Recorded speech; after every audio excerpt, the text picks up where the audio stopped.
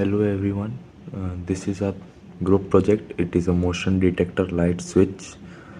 Uh, its components are this IR sensor, 5-volt relay, this is a diode, resistances, NPN transistor, LED.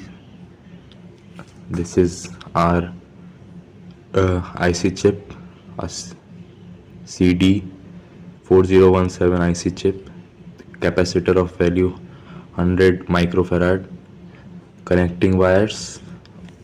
We have a 9-volt battery and its connector and this breadboard. So I have connected all these things according to the diagram which was provided earlier by our group, and this is how it works.